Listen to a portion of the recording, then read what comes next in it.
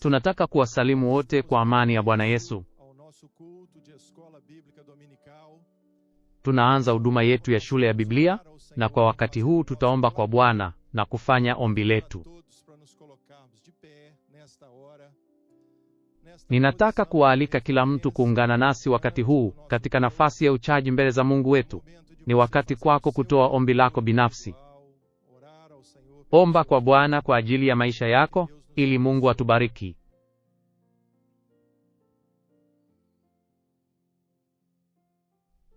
Bwana, tunakulilia.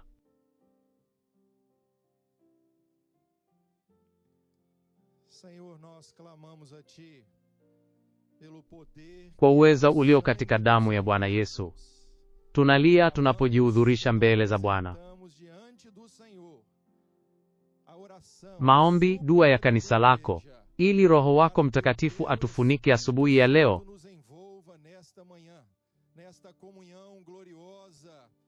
Ushirika huu ambao Bwana amelikabidhi kanisa lake kila siku. Tubariki Bwana katika ibada hii.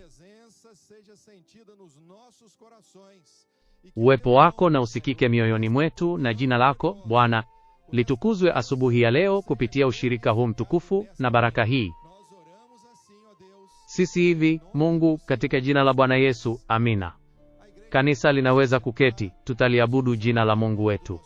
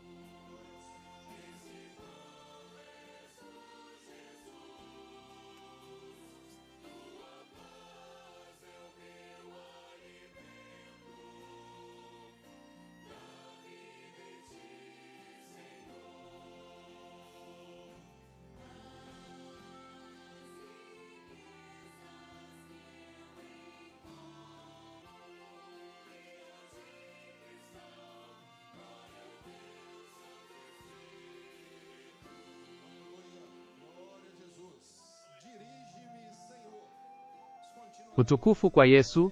Niongoze Bwana, niendelee kumwabudu Mungu wetu.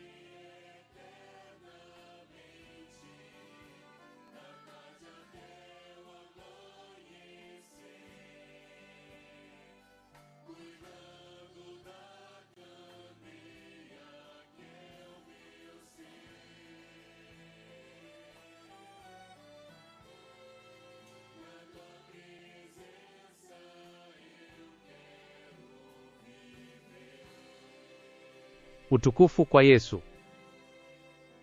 Glória a Jesus.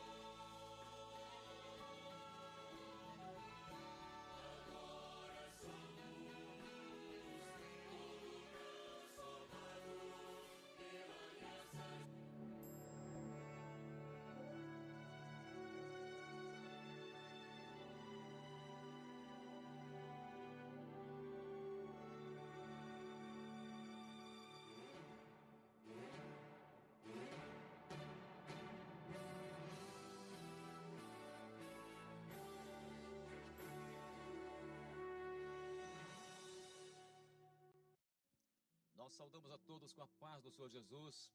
A partir desse instante, nós estamos entrando em rede. Tunawasalimu wote kwa amani ya Bwana Yesu. Kuanzia wakati huu na kuendelea, tutaenda moja kwa moja na upitishaji wetu wa satelaiti. Mahali ambapo makanisa yetu yapo, huko kwenye mahekalu, uwasilishaji wa shule ya Jumapili unafanywa.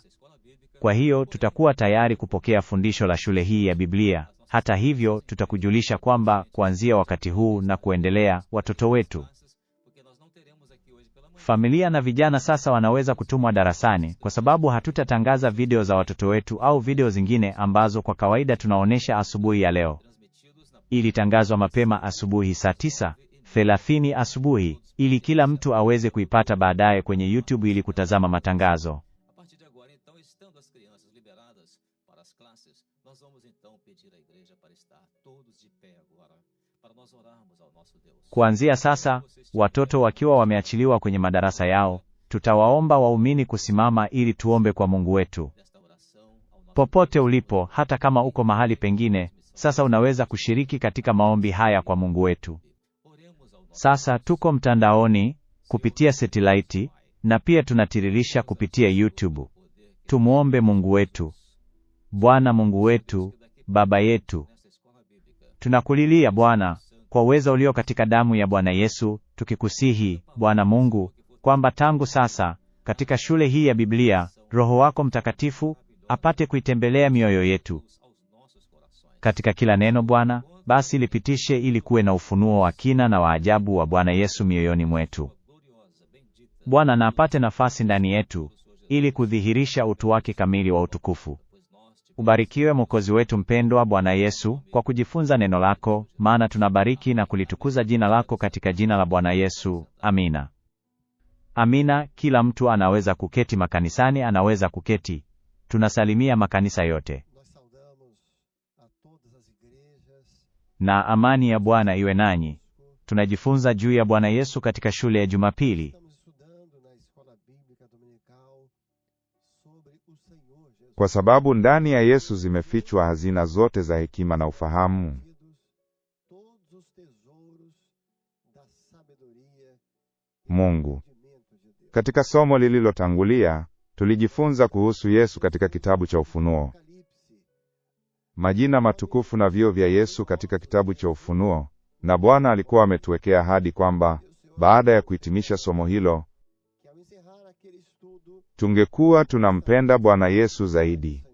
Huo ni ukweli leo, na kwa sababu hiyo tunamtukuza Bwana. Sasa tunaanza na hadithi ya Yesu katika hema, ambapo pia Bwana ametuahidi kwamba kupitia somo hili tutamfahamu zaidi Bwana Yesu, kumjua kwa undani zaidi. Na mwisho wa somo hili, tunaamini kwamba tutakuwa tunampenda na kumtambua Bwana Yesu zaidi. Tutaelewa na kutambua kwamba kila maskani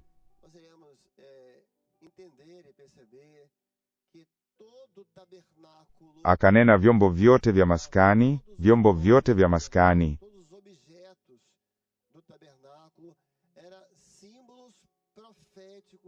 Hizi zilikuwa mifano ya kinabii kuhusu hema yote ya kukutania, ambayo inazungumza kwa kina sana juu yake ambaye ni Mwokozi wetu. Na ikiwa kanisa ni la Kristo, kwa hiyo hema pia inazungumza juu ya kanisa. Kwa hiyo hema inazungumza juu ya Yesu na kanisa lake. Na kwa wakati huu tungependa, pamoja na makanisa, maandishi kibiblia, ili kutoa msingi wa kibiblia kwa kile kinachosemwa. Kwa hivyo ninakualika usimame pamoja katika kitabu cha Waebrania sura ya 8 mstari wa 2 na 4.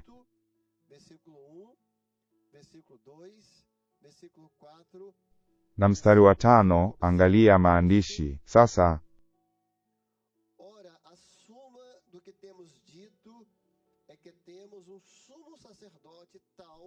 jumla ya kile tulichosema ni kwamba kuhani wa aina hii ameketi mbinguni kwenye mkono wa kuume wa kiti cha enzi.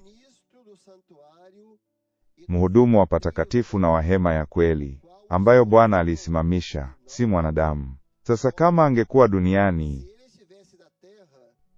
wala haingewezekana, kwa kuwa bado kulikuwa na makuhani waliotoa zawadi kulingana na sheria, ambayo hutumika kama kielelezo kivuli cha mambo ya mbinguni, huku Musa akipondwa kimungu. Sasa ile hema ilikuwa karibu kukamilika, kwa maana ilisemwa, tazama,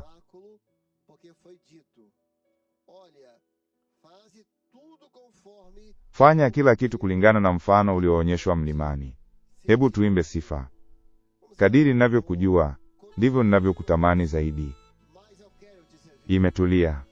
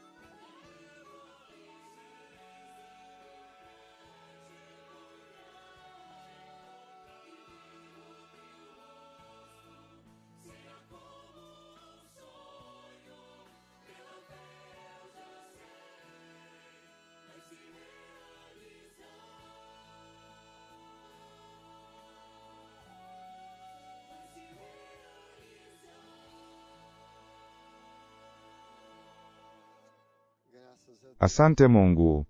Tunakwenda kuanza somo la hema. O estudo do tabernáculo, Kusoma mlango wa hema.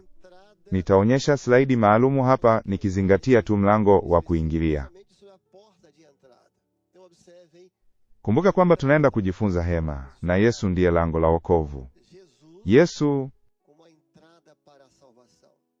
Jesus, a porta de entrada kuingia kwa hema kwa Yesu kama mlango wa wokovu wetu. Jesus. Kwa hivyo angalia kuwa mlango ulikuwa na nguzo 4. Então observe a porta que ela tinha 4 colunas.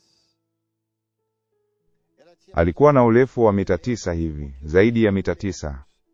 Na aliundwa na rangi 4 sawa, bluu, azul, zambarau, nyekundu na kitani nzuri iliyosokotwa. Zilikuwa kazi zilizopambwa. e ela ficava aqui. Na ilikuwa hapa, unaweza kuonyesha picha ya maskani yote. Unaweza kuona, hapa kuna maskani yote. Kulikuwa na mlango mmoja tu. Uma entrada. Kulikuwa na mlango mmoja tu. Porta de entrada. Ilitengenezwa kwa pazia. Mlango wa hema haukuwa wa mbao, wala haukuwa wa chuma. Madeira, não era Ilikuwa cortinado. cortinado. Então qual o primeiro ensino que a entrada do tabernáculo? Kwa hivyo mlango wa dei ulikuwa nini? Ukiangalia hapa sura kutoka upande wangu wote, kulikuwa na mlango moja tu, sio kadhaa. Não tinha várias. Só tinha uma forma de entrar. Kulikuwa na njia moja tu ya kuingia, na hiyo ilikuwa kupitia huko. Os ofertantes, Bila shaka, watoa sadaka na makuhani walikaa hapa uani. para dar vazão. Kunaweza kuwa na viingilio vingine na vya kutoka ili kuruhusu harakati, lakini hapana. Na visão, Katika mpango, katika hema ambayo Bwana alimwonyesha Musa, katika maono ya mbinguni, Bwana alikuwa ameingia. Ilikuwa ya kipekee, akionyesha kwamba Yesu ni wa pekee. Mwokozi ni mmoja tu. Mtu haji kwa Baba ila kwa njia ya mimi. não há outro salvador. Wokovu unapatikana kwa Yesu pekee. Hakuna waokoaji wengine. Kuna mpatanishi mmoja tu kati ya Mungu na wanadamu. Só há nome pelo qual Yesu mwenye haki. Kuna jina moja tu ambalo tunaweza kuokolewa kwalo, jina hilo lipitalo majina yote, glorioso. jina takatifu na tukufu la Bwana Yesu. Angalia, inavutia. Observem, é interessante que a porta, outro ensino acerca Maelezo mengine ya utambuzi kuhusu wokovu katika Yesu ni kwamba lango lilichukua karibu nusu ya upande wote wa mashariki. do lado leste. Tinha Alikuwa na kile kidogo, dhiraa 20 zaidi au chini ya takriban mita 9 na kidogo. 9 Hiyo ni pai, mlango moja, ou seja, era uma porta mahali ambapo kila mtu angeweza kwenda. Ndogo, mrefu, bila kujali aina ya mwili wa mtu, da pessoa. mtu yeyote angeweza kuingia. Huu ni wokovu. Katika wokovu kupitia Yesu, Jesus não há hakuna upendeleo. apontando que esse convite para a salvação Ninaachana na mwaliko huu hapa kwa mwaliko wa wote. Mungu aliupenda ulimwengu sana. de tal maneira Haikuwa watu, haikuwa kabila moja, haikuwa nchi moja. país.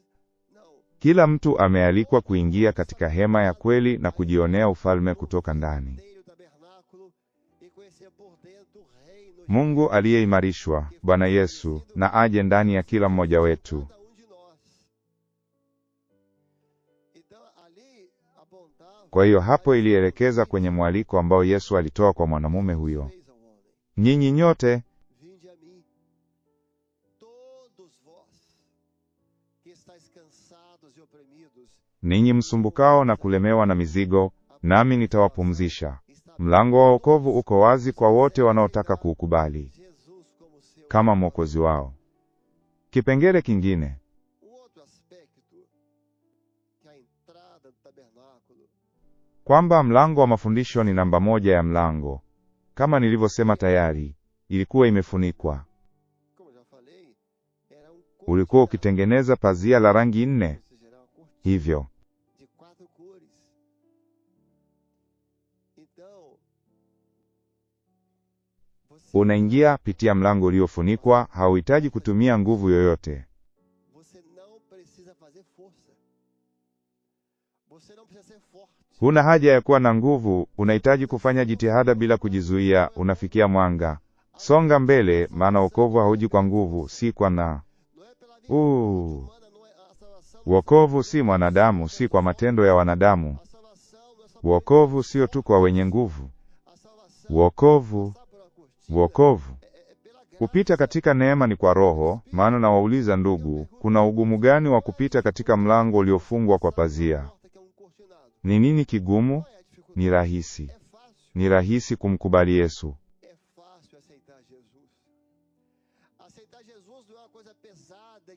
Kumkubali Yesu sio mzigo unaohitaji juhudi hata kidogo, ni rahisi. Unahitaji tu kuamini kwa moyo wako kwamba alikufa kwa ajili yako.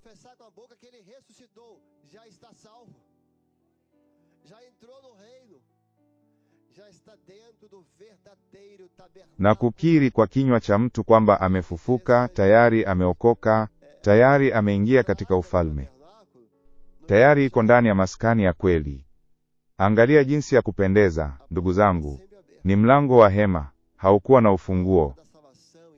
Mlango ulikuwa wazi kila wakati. Mlango wa wokovu uko wazi kwa ajili yetu. Hukuhitaji kubisha hodi. Bila kujali ni nani angekusikiliza, ikiwa ungefungua au la, hapana, haukutegemea mtu yeyote. Wokovu wa mwanadamu hautegemei mtu yeyote, hautegemei kuhukumiwa na mtu yeyote, ni uamuzi wa mtu binafsi. Kuingia au kutoingia ni uamuzi wa mtu binafsi. Kwa sababu kumuita mtu kumwomba msaada kwa heshima, hapana, haijafunguliwa. Ikiwa angeamua kuingia, angeingia. Mlango wa wokovu uko wazi kwetu sote. Na yeyote anayeamua kuingia, anaweza kuingia jinsi alivyo, hata awe nani, kwa sababu amekubaliwa ndani ya Yesu. Sasa, kama ilivyosemwa, na akina ndugu watazingatia, nambari 4 itaonekana kwenye mlango wa treni ya ziwa. Inaonekana mara 2.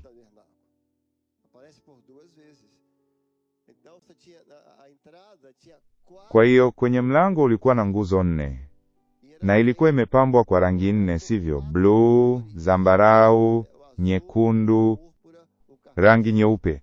Kwa nini msisitizo huu wa nambari 4? Kiunabii akielekeza kwenye Injili 4.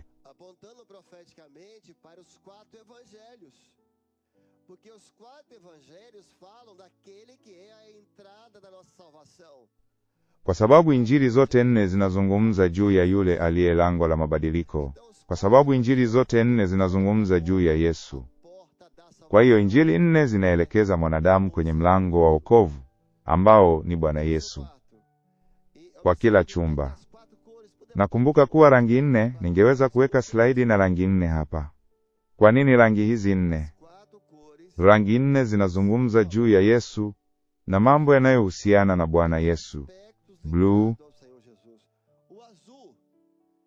Rangi ya bluu inazungumza juu ya uungu wa Yesu. Rangi ya bluu inazungumza juu ya upendo wa Mungu. Kwa hiyo bluu inamfunua Mungu. Zambarau inazungumza juu ya mrahaba. Ilitumiwa na wafalme. Kwa hiyo inaelekeza kwa Yesu kuwa mfalme. Mfalme, Bwana wa mabwana, ambaye mchana na usiku anapokea utukufu wa malaika na utukufu wa kanisa.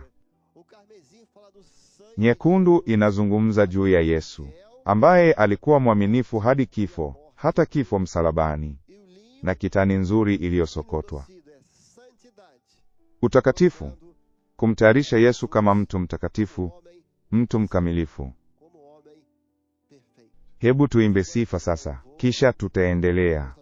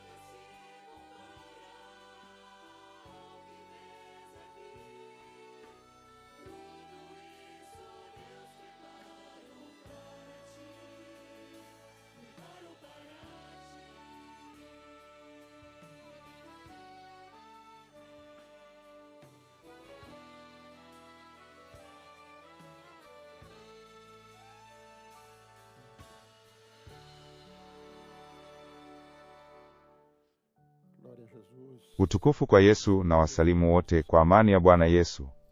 Kuendelea na masomo ya maskani. Somo hili la ajabu linatuonyesha utu wa Bwana Yesu katika kila kitu tunachokiona katika hema. Na kwa Yesu na kazi hii kuu ya wokovu. Tunapozungumza juu ya Yesu, tutazungumza juu ya upendo wa Mungu. Kwa sababu ya tamaa hiyo, alimtuma mwanawe, ili kila mtu amwaminie asipotee, bali awe na uzima wa milele. Huyu hapa, ulimwengu haujui uzuri wake. Kama mchungaji alivyoiweka hapa, ni muhimu kuingia kupitia mlango. Unapoingia kwa mlango, kisha unaanza kuelewa kwa namna tofauti wokovu ni nini.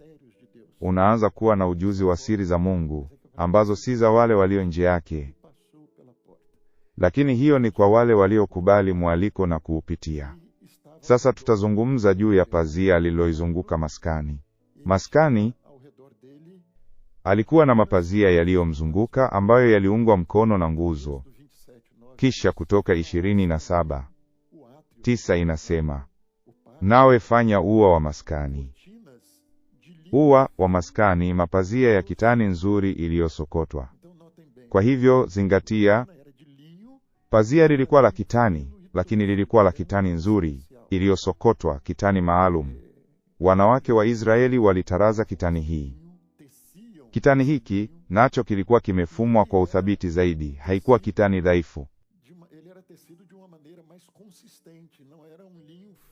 Ndio maana inaitwa kitani kilichosokotwa. Ilisukwa kwa namna ya pekee sana. Kwa hiyo kitani hiki kinazungumza nasi juu ya utakatifu wa Mungu.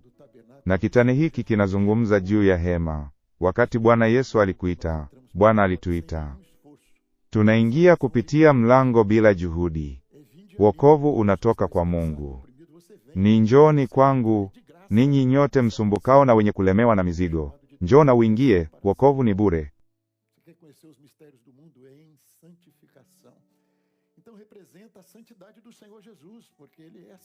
Lakini wito wa Mungu ni kujitenga na ulimwengu.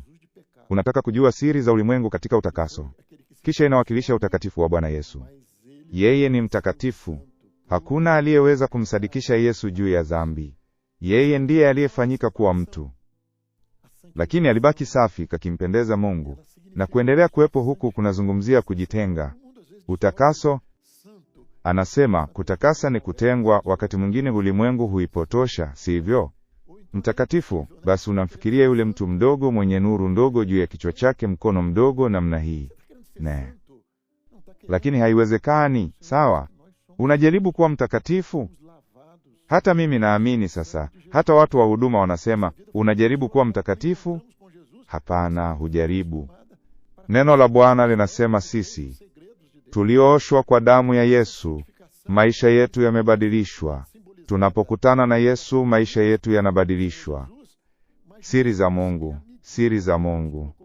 Kwa hiyo utakaso huu ulikuwepo pale, ulifananisha nyuma ya hayo mapazia yanayozungumzia. Lakini Yesu ndiye kipimo ambacho Mungu ametuwekea. Yeye ndiye mwanadamu mkamilifu. Kama Mtume Paulo alivyosema, iweni waigaji wangu kama mimi. Yeye ndiye kiwango. Kamwe hatutafikia kimo cha Bwana Yesu, lakini ndivyo tunavyotamani kuwa. Kwa hiyo kanisa ni takatifu. Kanisa litakalopanda ndilo kanisa ambalo limefua mavazi yake katika damu ya mwanakondoo. Ni kanisa ambalo lilinunua mavazi ya kujivika. Kwa hiyo kitani pia inazungumza juu ya umoja wa mwili, kwa sababu kanisa ni mwili. Kitani kilikuwepo, na sio kwangu, ni kwa ajili yetu sisi tunaoingia, kwa sababu kanisa ni takatifu. Kitani kilitolewa na watu. Wanawake walitoa kiwango cha chini. Kazi ya Bwana iko hivi: utakaso wangu, damu, hufanya kazi juu ya mwili, utakasa. Analikomboa kanisa linaloniombea. Ni kanisa linalokuombea. Ndivyo ilivyo katika utakaso wa Roho. Ni Roho anayetuombea kwa kuugua, akiitimiza kazi hii. Usimuhuzunishe Roho Mtakatifu. Huu ndio wito wetu. Haya ndiyo maisha yetu, haya ndiyo tunayoishi. Utakaso unahitaji ushiriki wa kila mtu. Ni maombi ya kanisa, ni kilio cha kanisa. Ni umoja, ni kanisa linaloisikia sauti ya Bwana, ndilo linalotii. Kwa hiyo utakaso ni wa pamoja, kwa sababu kila mtu anafanya kazi ili kitani kiweze kuzunguka atriamu. Hapo ilikuwa ni kazi ya kanisa, ilikuwa kazi ya kila mtu. Pia tuliona kuwa kitani kilisokotwa kwa sababu kilikuwa ni utakatifu juu ya utakatifu.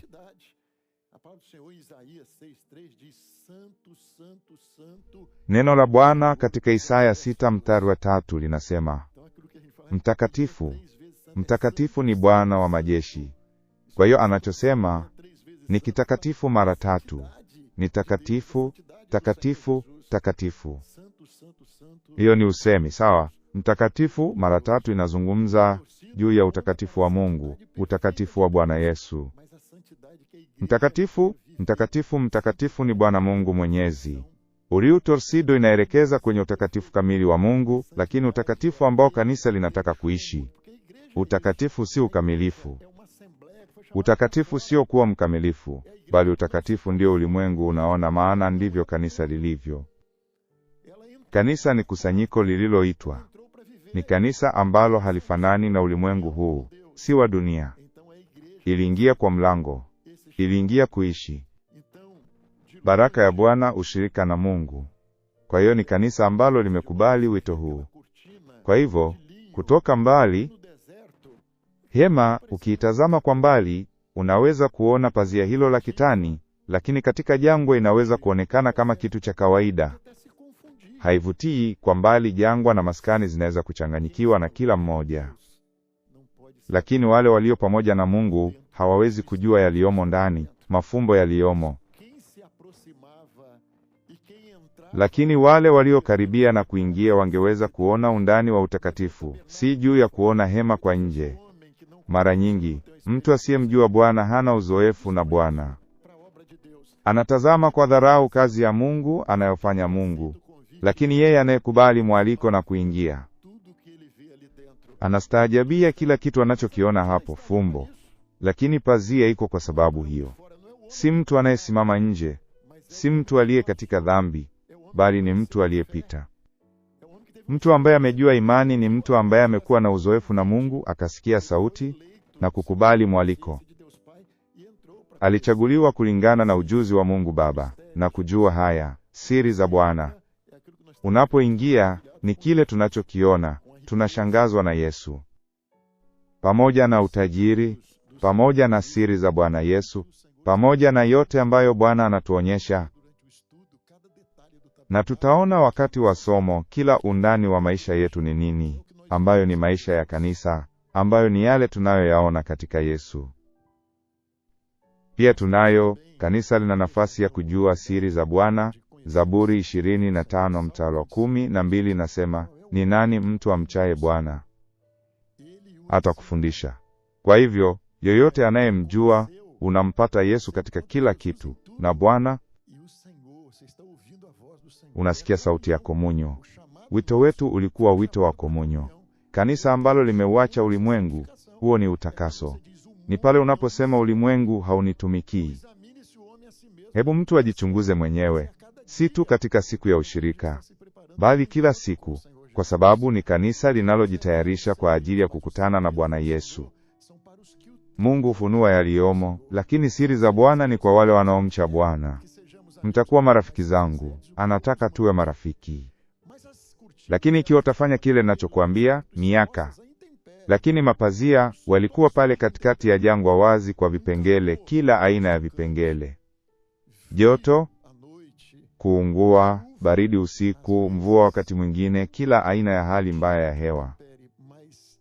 Lakini pazia lilihifadhiwa, na kwa hiyo tunaishi katika ulimwengu huu, tunakabiliwa na kila aina ya mashambulizi. Kila aina ya mashambulizi inakabiliwa na kila aina ya mashambulizi, lakini utakatifu unaowakilishwa na pazia hilo linaloning'inia juu ya maisha yetu unasimama imara.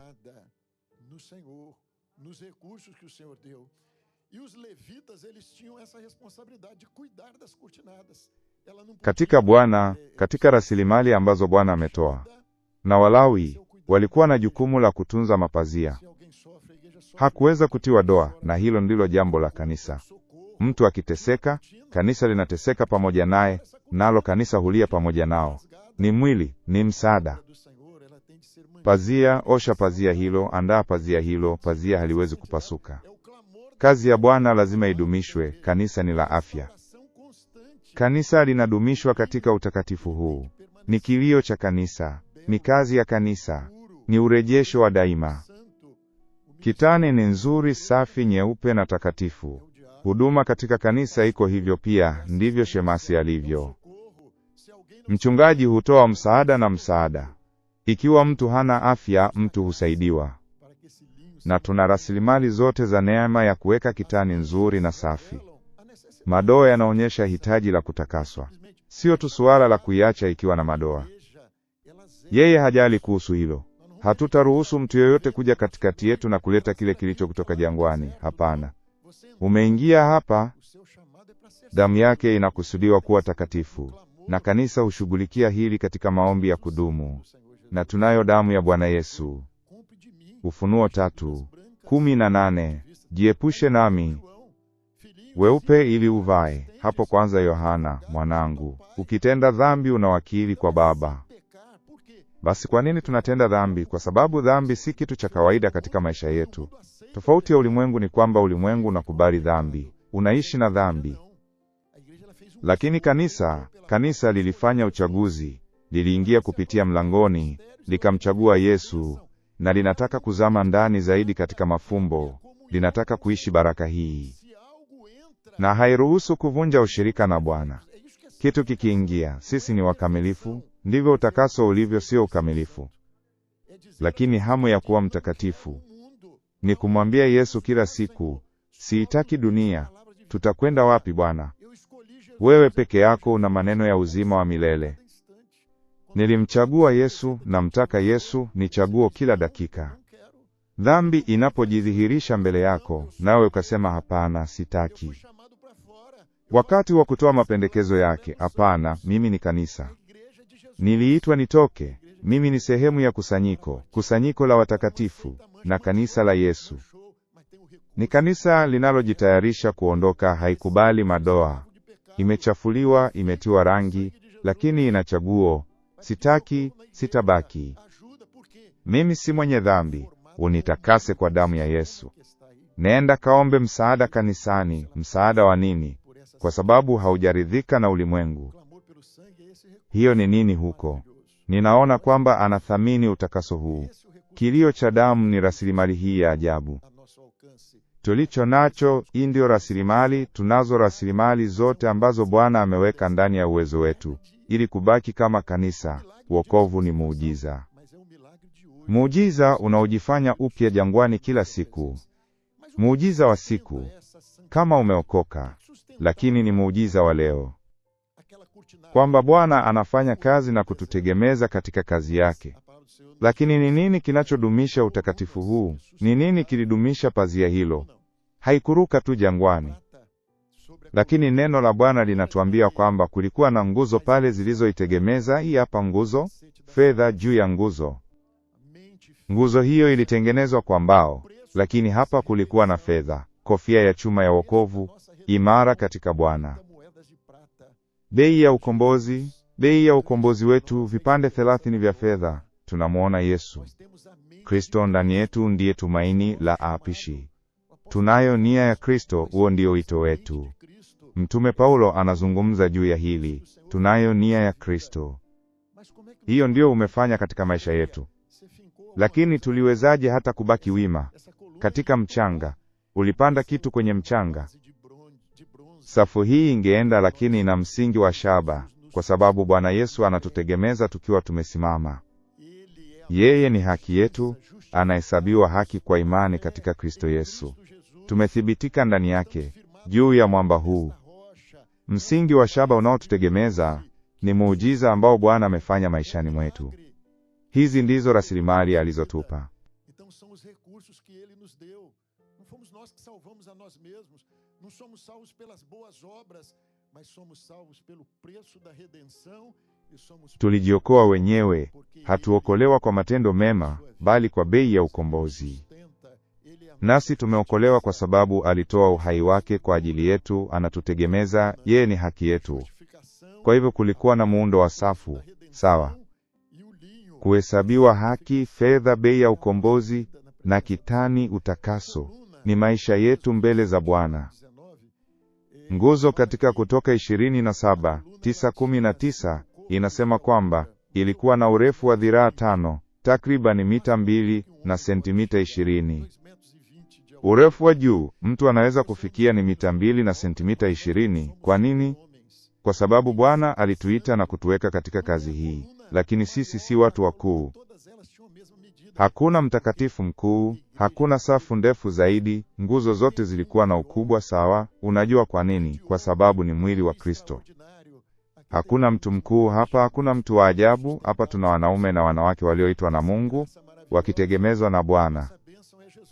Neema ya ajabu na baraka yetu ni Yesu. Baraka zetu ni kile alichotufanyia. Kwa hivyo, hicho ndicho kipimo cha mwanadamu, urefu wa juu ambao mtu anaweza kufikia. Lakini pia kuna kitu kingine. Mosa na Mareru pia ni kipimo kwa wale walio nje yake. Kutokuona kilichopo sio kuwa nje, kwa njongwa kutaka kuchungulia kilicho ndani. Unataka kujua kuna nini ndani, unataka kujua mafumbo. Unapaswa kupitia Yesu, unapaswa kumjua Yesu. Yeye ndiye mlango wa pekee, ndiye wokovu wetu. Kwa hiyo hii ni baraka ya Bwana kwa maisha yetu. Ya siri za Bwana tulizo nazo, angalia yaliyo karibu nawe. Inazungumza juu ya usawa, kuwa na ufikiaji sawa wa uwepo wa Mungu, na kwamba wote wana haki ya kuingia na kuishi. Hakuna mwenye haki zaidi ya mwingine. Ulikuja hapa ili kumjua Bwana Yesu, kustaajabia yeye,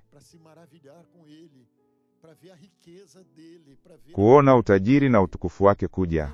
Hakuna mtu hapa aliye na upendeleo wowote. Umeingia, baraka ziko ndani ya uwezo wako.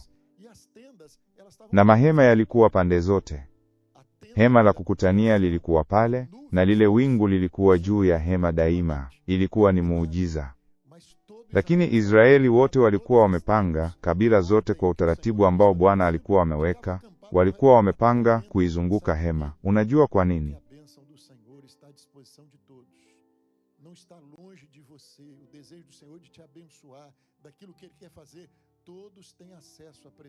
Kwa sababu baraka ya Bwana inapatikana kwa wote, haiko mbali nanyi. Shauku ya Bwana kukubariki na kile anachotaka kufanya. Kila mtu ana uwezo wa kupata uwepo wa Mungu. Kwa kumalizia, utakaso ni utengano. Utakaso ni kukubali mwito wa kuishi mafumbo haya. Umoja. Kazi hii ni yetu, si ya mtu mwingine yoyote. Bwana alituita, sisi ni sehemu ya kazi hii, sisi ni kazi. Sisi ni sehemu ya vile Yesu alivyo. Kristo ndani yetu ndiye tumaini la utukufu. Inakaribia ufunuo ya yale tunayoweza kuyaona, ya yale ambayo tunaweza kuyajua. Amina. Bwana atubariki na tuzame zaidi.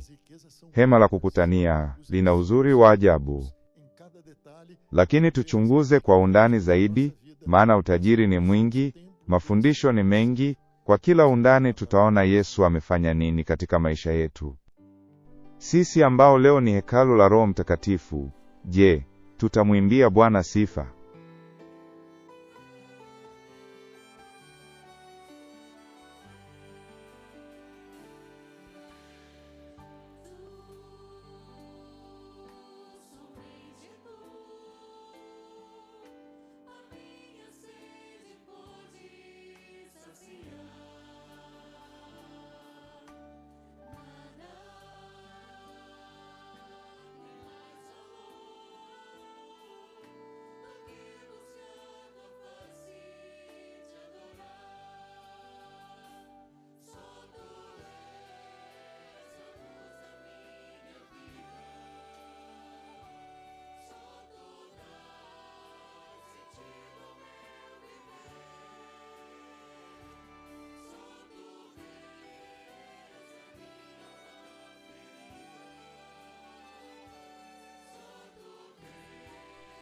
Habari.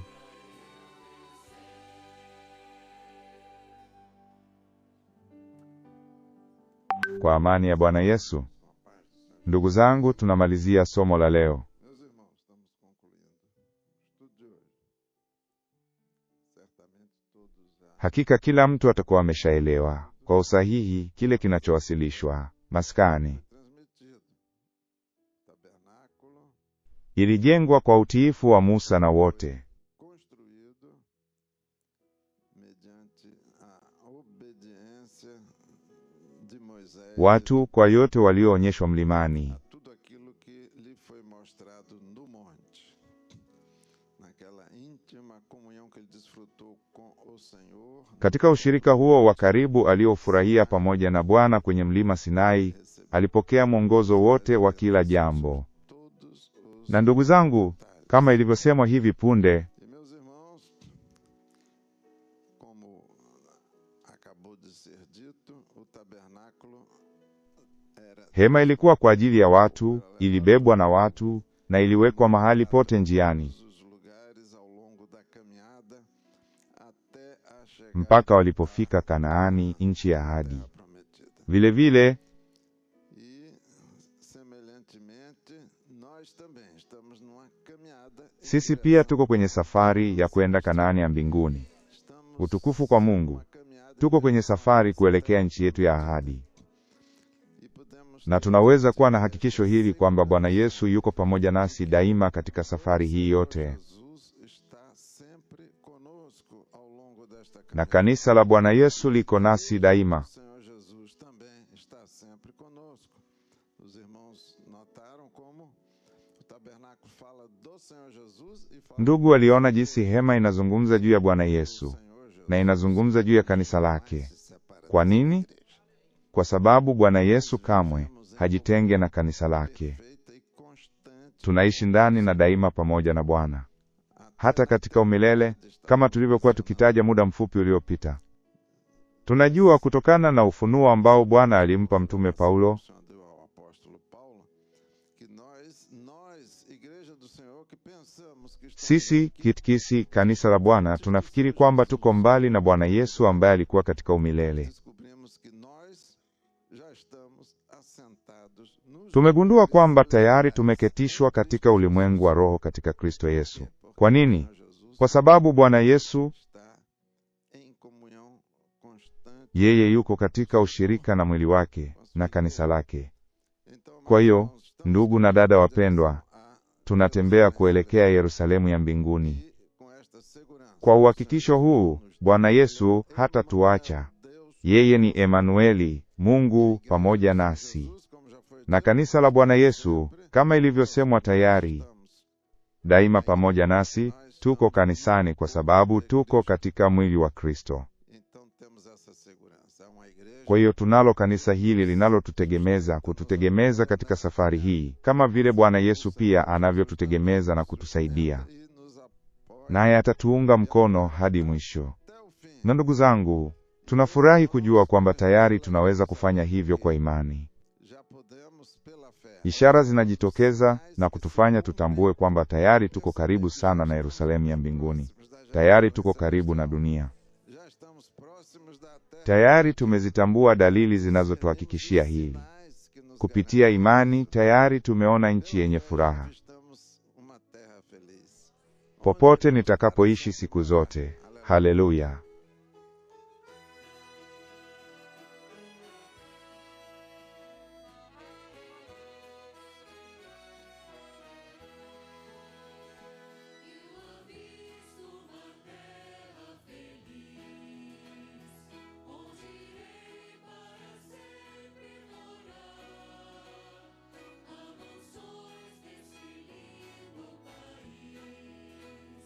E Jesus foi ao céu.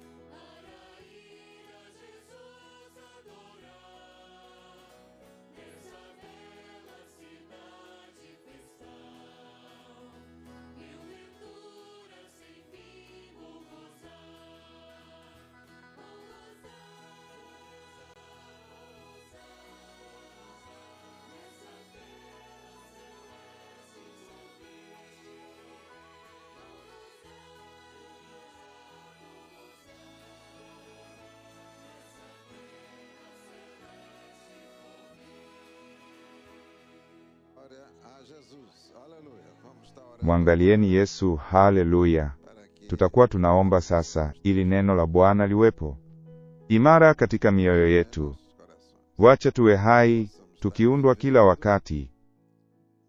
sendo constantemente transformados.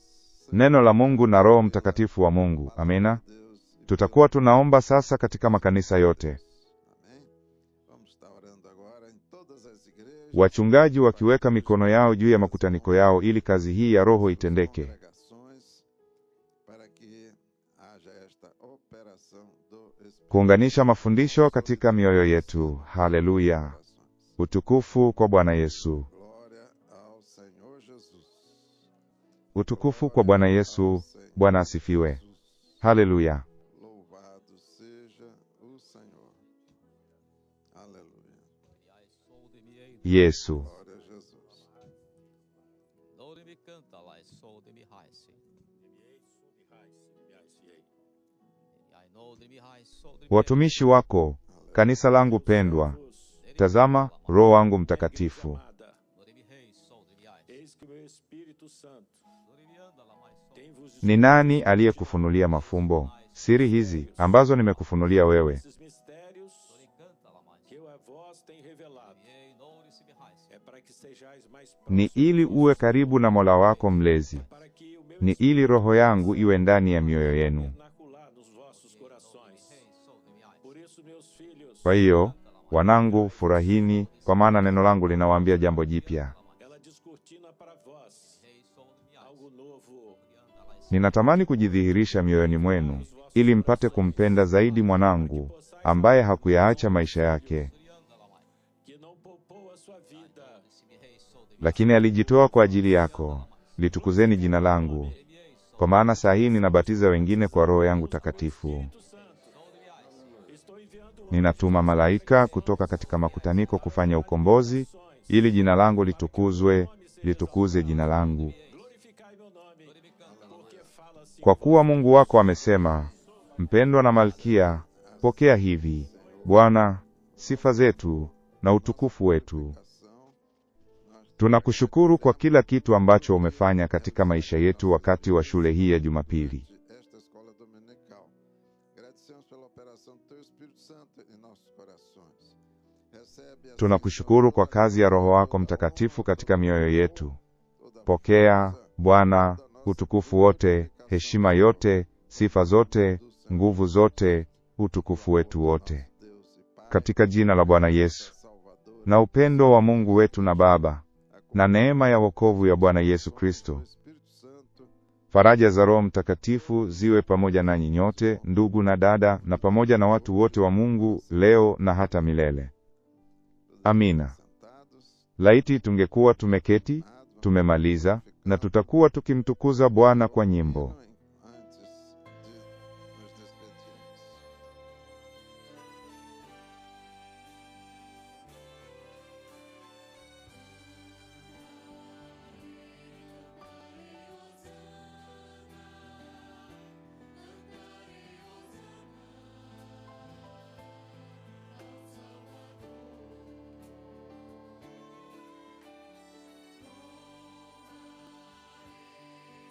Seu santo nome.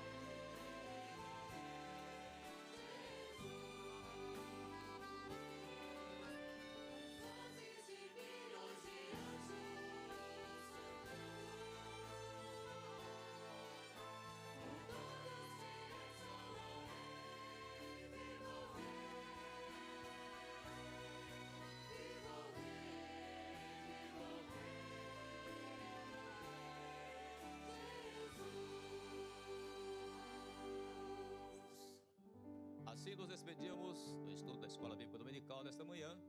E após tocar a vinheta, estará encerrada a transmissão. Na kwa hivyo tunaaga somo la asubuhi ya leo la shule ndogo. Na baada ya kucheza kwa jingo, usambazaji wa satelaiti kwa makanisa utaisha, na hivyo kuvunja mtandao. Kwa hiyo, kuanzia hapo kwenye YouTube, somo la watoto litaendelea kutangazwa, na mwisho tutakuwa tunaomba kuhitimisha utangazaji, pia kupitia YouTube. Amani iwe nanyi nyote katika Yesu.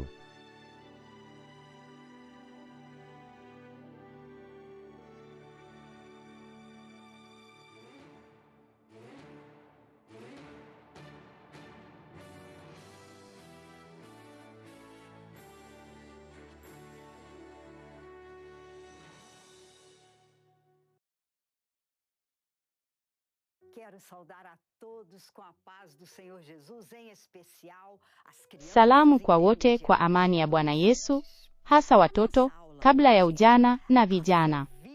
Somo letu la leo ni imani hai katika familia ya Musa. Katika somo hili, tutajifunza hadithi ya mtoto mchanga ambaye alipendwa sana na Bwana. Aliitwa Musa. Alikuwa wa pekee sana na Mungu alikuwa na mpango wa ajabu kwa ajili yake tangu kuzaliwa kwake. Soma neno la Mungu pamoja nami, lakini huwezi kulificha tena.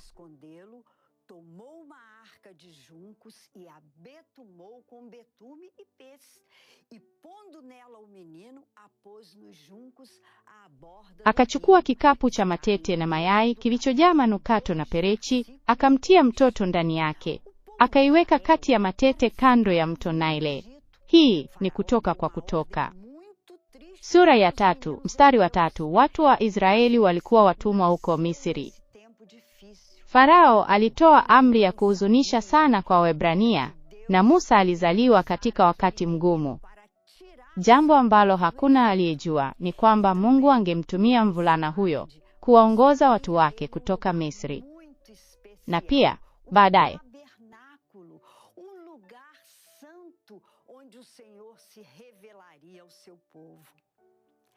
angemwonyesha mahali pa pekee, hema, mahali patakatifu ambapo Bwana angejidhihirisha kwa watu wake.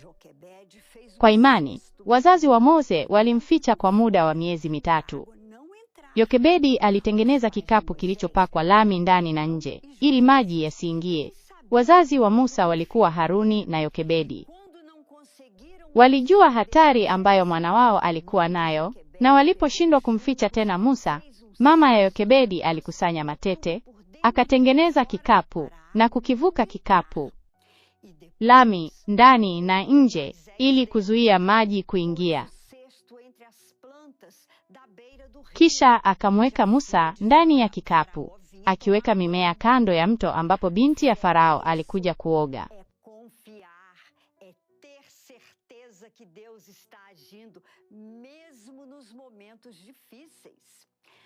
Imani ni kuamini, ni kuwa na hakika kwamba Mungu anafanya kazi hata katika nyakati ngumu.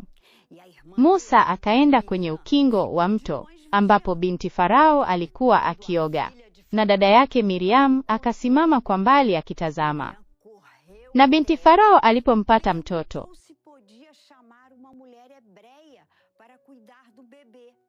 Miriam alimkimbilia na kumwomba amwite mwanamke Mwebrania amtunze mtoto, naye akakubali.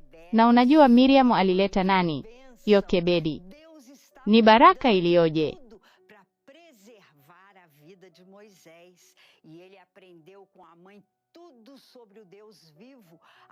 Mungu alikuwa anasimamia kila kitu ili kuhifadhi maisha ya Musa, na alijifunza kutoka kwa mama yake kwamba kila kitu ambacho Mungu aliye hai alikuwa amejifunza ni cha Bwana. Na wakati Musa alipopelekwa kwenye ikulu, hakusahau kamwe alikuwa nani, mtumishi wa Mungu aliye hai. Musa aliamua kukaa na watu wa Mungu na kumtii Bwana. Hiyo ni kweli. Siku moja, akiwa mtu mzima, ilimbidi afanye uchaguzi, na kwa imani aliamua kukaa na watu wa Mungu na kumtii Bwana. Hii imeandikwa katika Waebrania sura ya 24 na 25. Na ni nini Bwana anataka kutufundisha kwa hili? Kwamba yale tunayopitia yana mambo mengi yasiyompendeza Mungu,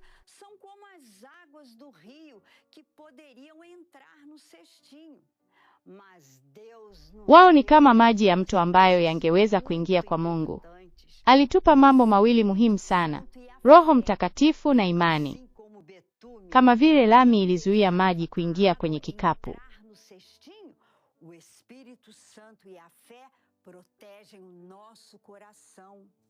Roho Mtakatifu na imani hutulinda. Mtu anaposema jambo baya au lisilo la kweli, Roho Mtakatifu anatukumbusha kwamba hii haipendezi, kwa heri, au wakati mchezo, katuni au filamu ina kitu kibaya nayo. Angalia, tunafikiria, sitashiriki katika hili kwa sababu mimi ni wa Bwana. Tunapohisi hofu, tunafanya nini? Tulimwomba Bwana na kumwomba ailinde mioyo yetu. Kama Musa, unaweza kukua kwa kumtumikia Mungu na kutumiwa naye. Chagua tu kumtii Bwana.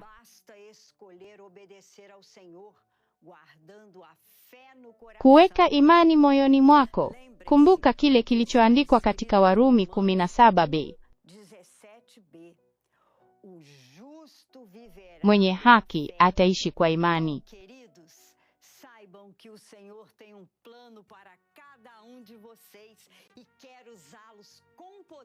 Kwa hiyo, wapendwa, fahamu kwamba Bwana ana mpango kwa kila mmoja wenu. Ninataka kukutumia kwa nguvu katika kazi yake. Amina. Amani ya Bwana iwe nanyi nyote.